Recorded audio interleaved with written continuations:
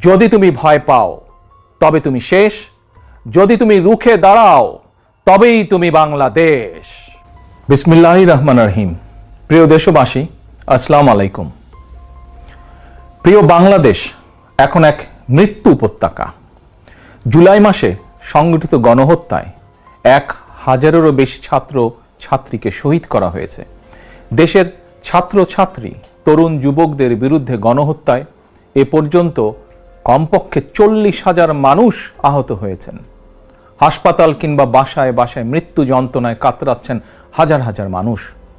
রাজধানীর এমন একটি কলেজ, বিশ্ববিদ্যালয় কিংবা দেশের এমন একটি জেলা উপজেলাও খুঁজে পাওয়া যাবে না যেখানে কেউ হতাহত হননি। ঘরে ঘরে চলছে সন্তান স্বজনহারা পিতামাতা আত্মীয়দের আর্তনাদ। এমন নিষ্ঠুর পরিস্থিতিতেও দেশে কারফিউ জারি করে চলছে গণগ্রেফতার। খুনি হাসিনা একদিকে কারফিউ জারি করে সেনাবাহিনী, বিজেপি, পুলিশের খুনি চক্রকে আন্দোলনকারীদের দেখামাত্র গুলি করার নির্দেশ দিয়েছে। অপরদিকে গণহত্যায় শহীদদের স্মরণে কথিত শোক দিবস পালনের নাটক করছে। হাজারো মানুষকে খুন করে প্রায় 1.5 লক্ষ মানুষকে আহত করে লাখো কোটি পরিবারের শান্তি বিনষ্ট করেও খুনি হাসিনার কোনোই অনুতাপ নেই। অথচ রেলের ভাঙা কাজ দেখে গণহত্যাকারীর চোখে কুমিরের কান্না। প্রিয় দেশবাসী, অবৈধ ক্ষমতা টিকিয়ে রাখার অপচেষ্টায় খুনি হাসিনা জুলাইয়ের গণহত্যায় পুলিশ, বিজেপি, র্যাবের পাশাপাশি এবার সেনাবাহিনীকেও ছাত্রছাত্রীদের বিরুদ্ধে লেলিয়ে দিয়েছে। গণহত্যাকারী খুনি শেখ হাসিনাকে বাঁচাতে সেনাবাহিনী এখন নিজ দেশের জনগণের বিরুদ্ধে গোলাগুলি করছে আর শত্রুর সঙ্গে করছে গলাগলি। সেনা পরিবারের একজন সদস্য হিসেবে আমি সেনাবাহিনীর কর্মকর্তা এবং সদস্যদেরকে স্মরণ করিয়ে দিয়ে বলতে চাই, খুনি হাসিনার পৃষ্ঠপোষকতায় 2009 সালে বিডিআর পিলখানায় সেনা হত্যাযজ্ঞ চালিয়ে 57 জন সেনা কর্মকর্তাকে নির্মমভাবে হত্যা করা হয়েছিল। সেদিন নিজের সহকর্মীদের রক্ষা করতে আপনারা চূড়ান্তভাবে হয়েছিলেন ব্যর্থ। অথচ এখন সন্তান সমতুল্য ছাত্রছাত্রীদের বুকে গুলি চালিয়ে নিজেদের বীরত্ব জাহির করছেন আপনারা। বীরত্ব দেখাতে চাইলে অরক্ষিত সীমান্তে যান। জনগণ মনে করে দাবিদারি করতে করতে আপনারা নিজেদের স্বাধীনতা, সম্মান, সাহস এবং আত্মমর্যাদা হারিয়ে ফেলেছেন। সেনাবাহিনীকে বলবো, মিয়ানমারের সেনাবাহিনীর মতন নিজ দেশের জনগণের সঙ্গে যুদ্ধে লিপ্ত হবেন না। এতে কোনো বাহাদুরি নেই। অবিলম্বে ব্যারাকে ফিরে যান। প্রিয় দেশবাসী, ভাই ও বোনেরা, খুনি হাসিনাকে পদত্যাগে বাধ্য করতে জাতীয় ঐক্যের কোনোই বিকল্প নেই। একজন রাজনৈতিক কর্মী হিসাবে, একজন বাংলাদেশী হিসাবে বাংলাদেশের পক্ষের শক্তি, গণতন্ত্রের পক্ষের শক্তি প্রতিটি রাজনৈতিক দল, সামাজিক সাংস্কৃতিক সংগঠন, শিক্ষক, বুদ্ধিজীবী, কৃষক, শ্রমিক, স্বল্প আয়ের মানুষ, শ্রমজীবী, পেশাজীবী তথা ধর্ম, বর্ণ নির্বিশেষে প্রত্যেক ব্যক্তি ও গোষ্ঠীর প্রতি আমি বিনীত আহ্বান জানিয়ে বলতে চাই, আসুন সবাই মিলে গণহত্যাকারী খুনি হাসিনার, খুনি সন্ত্রাসী বাহিনীর বিরুদ্ধে রাজপথে চূড়ান্ত প্রতিরোধ গড়ে তুলি। যার যা কিছু আছে তাই নিয়ে ছাত্র জনতার বৃহত্তর এই ঐক্যের আন্দোলনকে আমরা সফল করি।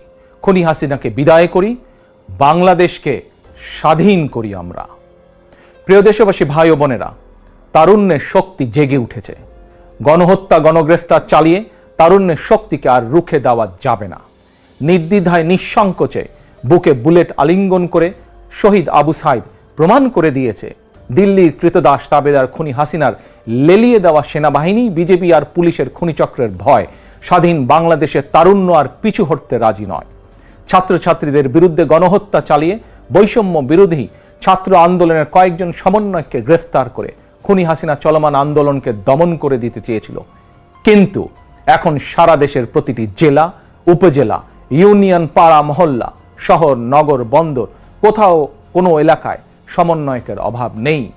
একজন গ্রেফতার হলে সঙ্গে সঙ্গে আরেকজন ছাত্র কিংবা ছাত্রী সমন্বয়কের দায়িত্ব গ্রহণ করে আন্দোলন অব্যাহত রেখেছেন। খুনি হাসিনা পতনের এই আন্দোলন এভাবে এখন সারা দেশে স্ফুলিঙ্গের মতন ছড়িয়ে পড়েছে। হাসিনার পতন না হওয়া পর্যন্ত ছাত্র জনতার ঐক্যের এই আন্দোলন আর থামবে না। প্রিয় ভাই ও বোনেরা, হাসিনা একজন ঠান্ডা মাথার খুনি। খুনির কাছে খুনির বিচার সম্ভব নয়। গণহত্যাকারীকে বিদায় না করা পর্যন্ত গণহত্যার বিচারও সম্ভব নয়।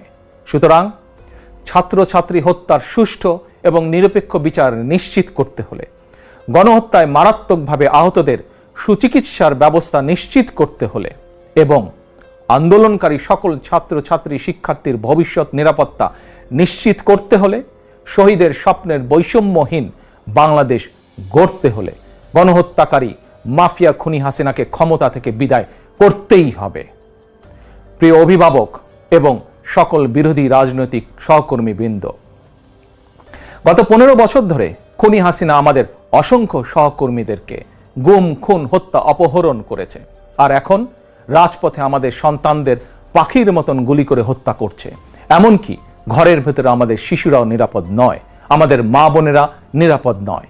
আর এ কারণেই খুনি হাসিনাকে বিদায় করে আমাদের সন্তান স্বজনদের ভবিষ্যৎ নিশ্চিত ও নিরাপদ করতেই চলমান ছাত্র জনতার ঐক্যের এই আন্দোলন। গণতন্ত্রের পক্ষের একজন রাজনৈতিক কর্মী অথবা সন্তানের অভিভাবক হিসাবে চলমান এই আন্দোলনে আপনি রাজপথে কিংবা আপনার নিজ নিজ এলাকায় আওয়ামী সন্ত্রাসীদের এবং সেনা, বিজেপি, পুলিশের খুনিদের বিরুদ্ধে শক্ত প্রতিরোধ গড়ে তুলুন। একজন গ্রেফতার হলে বৈষম্য বিরোধী ছাত্র আন্দোলনের মতন সঙ্গে সঙ্গে আরেকজন দায়িত্ব নিন, নেতৃত্ব নিন, নেতৃত্ব দিন।